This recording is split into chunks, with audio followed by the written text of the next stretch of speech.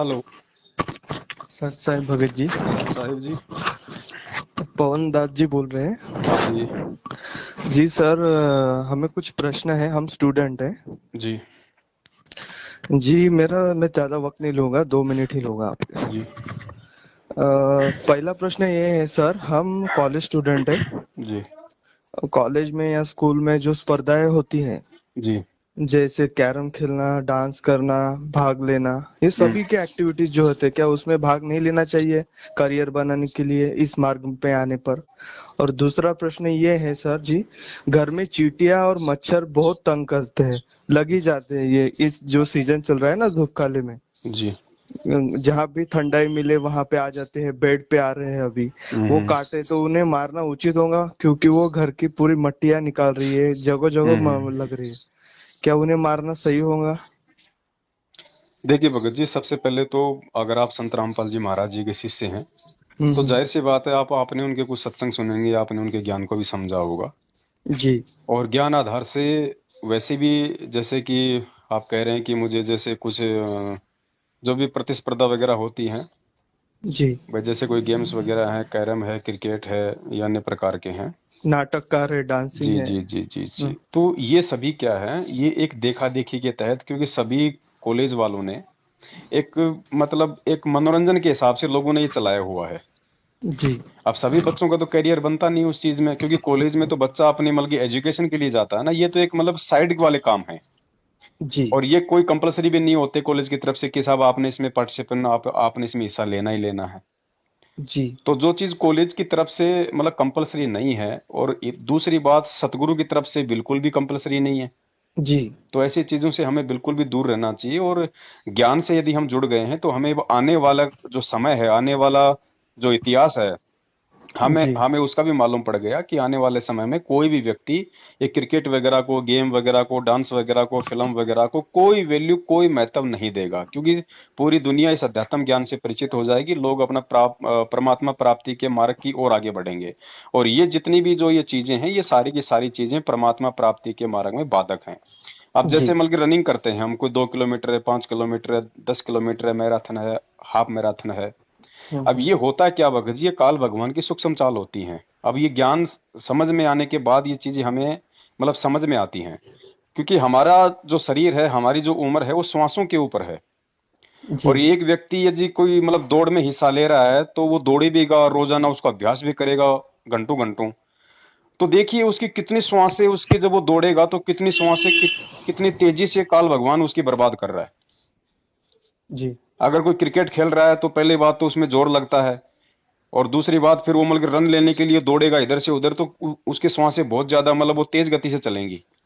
जी। तो ये काल भगवान की सूक्ष्म चाल होती है इस जीव की श्वासों को मतलब नष्ट करवाने की। जी।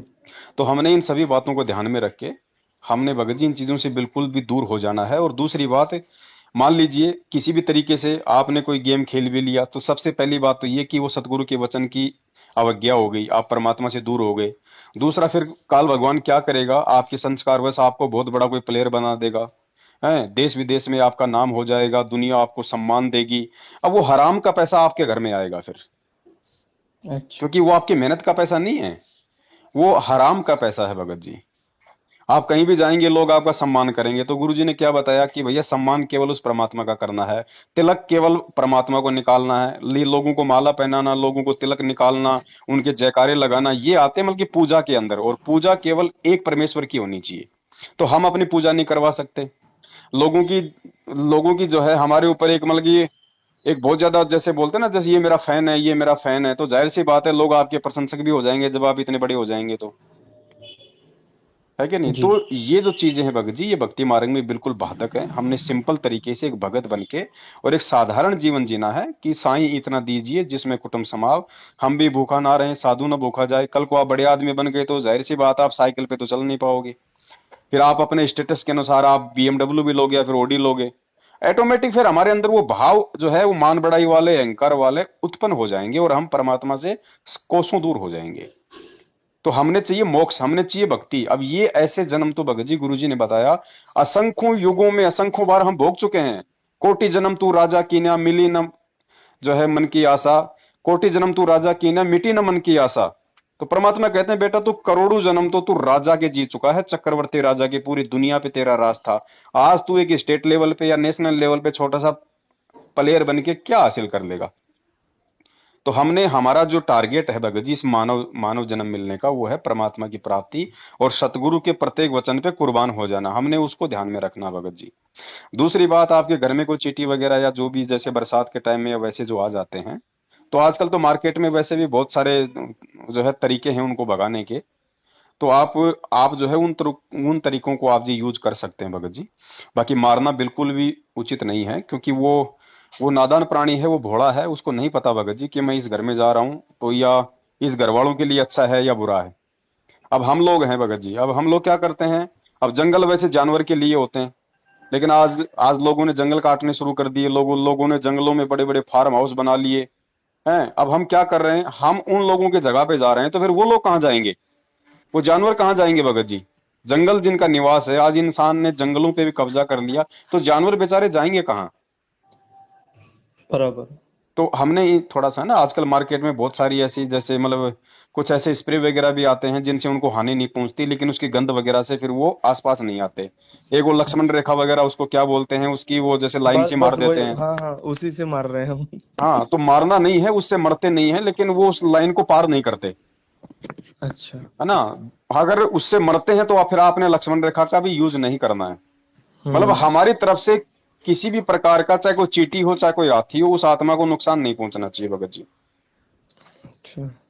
और दूसरी बात, अगर फिर भी नहीं जा रहे हैं, तो फिर लास्ट और फाइनली जो भगत जी जो तरीका है वो है, फिर अपने सदगुरुदेव जी के आगे भगत जी, मालिक को मतलब दंडवत करके, और फिर वो परमात्मा से हृदय से इस चीज की प्रार्थना की जाए।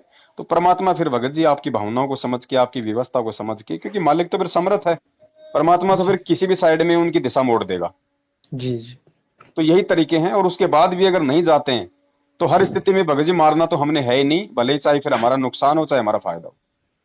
जी। और मैं सर जी एक बात कहना था, साधना करते करते अगर सिद्धियां या हमें कुछ दिखे जाए तो हम्म। कैसे रहना चाहिए, साधक ने इस सिद्धि का इस्तेमाल क्यों नहीं करना चाहिए, इस पे देखिए, बताइए। ये जो भक्ति है, इस भक्ति में 24 प्रकार की सिद्धियां हैं भगत जी।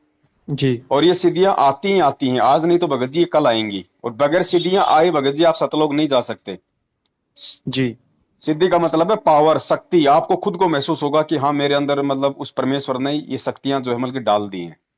तो भले जी। ही वो आज आ जाएं, भले ही वो 2 दिन बाद में आ जाएं, भले ही वो 10 साल बाद में आ जाएं, जैसे आपके भाव, समर्पण और विश्वास, आपकी भक्ति मर्यादा होगी, उसी के अकॉर्डिंग परमात्मा जो है सिद्धियों की दया करते हैं। हम्म ठीक है। तो अब हमने सिद्धियों का प्रयोग तो करना ही नहीं, क्योंकि ज्ञान परमात्मा ने इसीलिए तो दिया है। अब इस हम्म। ज्ञान से हमें समझ में आएगा कि ये सिद्धियां हमने यहाँ बर्बाद नहीं करनी, ये तो हमें सतलोक जाने में हमारे को मतलब सहयोगी बनेंगी। तो ज्ञान से हम इनका प्रयोग करने से हम बचेंगे। और इनका प्रयोग करना यही है कि जैसे किसी को आशीर्वाद दे दिया, किसी को बद्दुआ दे दी, किसी को मतलब के कड़वे वचन बोल दिए, उससे उसका बुरा हो गया, है कि नहीं। इसी हम्म। प्रकार की सिद्धियां, जैसे हमने किसी को कह दिया अरे कोई बात नहीं भाई, मतलब ठीक हो जाएगा, ठीक हो जाएगा।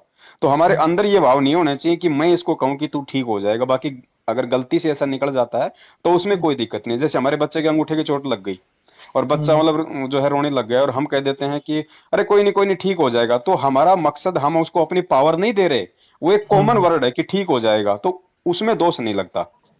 बाकी अंदर जी से ये सोच के कि भाई ठीक हो जाएगा एक आशीर्वाद रूप में, उसमें आपकी भक्ति जाएगी।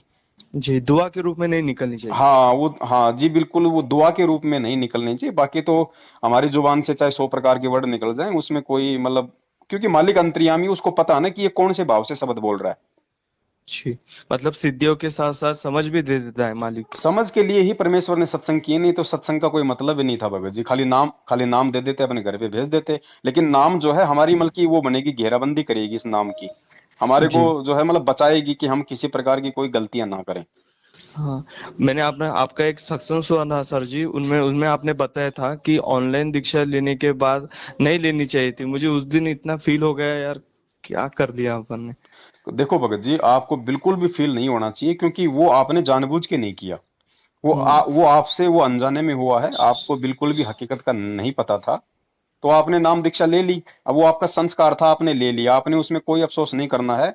नाम वो परमेश्वर का ही है, आने वाले समय में भी परमात्मा इसी तरीके से नाम देंगे, लेकिन वो जिसको अधिकार देंगे, इन लोगों को आदेश नहीं है, जिस कारण से ये फर्जी नाम दीक्षा कही जाती है।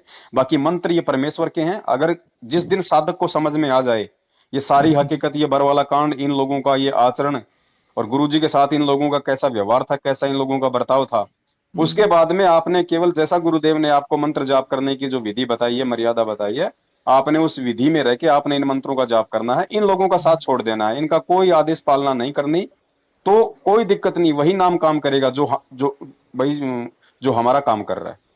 जी, अभी मैं सतयुग की परी देख रहा हूँ, कब आ रहे हैं कब आ रहे हैं, आपके जो वीडियोस देख रहा हूँ आपके माध्यम से। मैं देख रहा हूँ कि अभी सतयुग की शुरुआत हो चुकी है, 2024 तक आप बता रहे हैं। भगत जी देखो, अब होनी है। परमात्मा को 7 साल हो गए, कोई जेल में बैठने तो आए नहीं, और सारा जीवन परमात्मा संघर्ष ही थोड़ी करता रहेगा, लोगों की गालियां थोड़ी खाता रहेगा। जी। अब दुनिया के जो है जैसे उनके कर्म कुकर्म थे, उनके परिणाम भोगने का समय आ गया है। और वैसे भी भगत जी, वो तो दुनिया के लिए सतयुग आना है आने वाले समय में, तो भगत के लिए तो उसी दिन सतयुग आ जाता है जिस दिन उसको नाम दीक्षा मिल जाती है, जिस दिन उसको ये ज्ञान हो जाता है, क्योंकि वो अपने अंदर सारे बदलाव कर लेता है।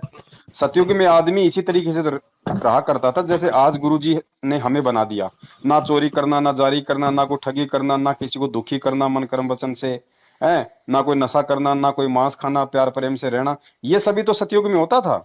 और नाम दीक्षा देने के बाद परमात्मा सारे नियम हमें बता देते हैं कि भैया तुम्हें इस तरीके से रहना है। तो हमारे लिए तो उसी दिन से सतयुग हो गया शुरू, जिस दिन से हमें नाम दीक्षा मिल गई।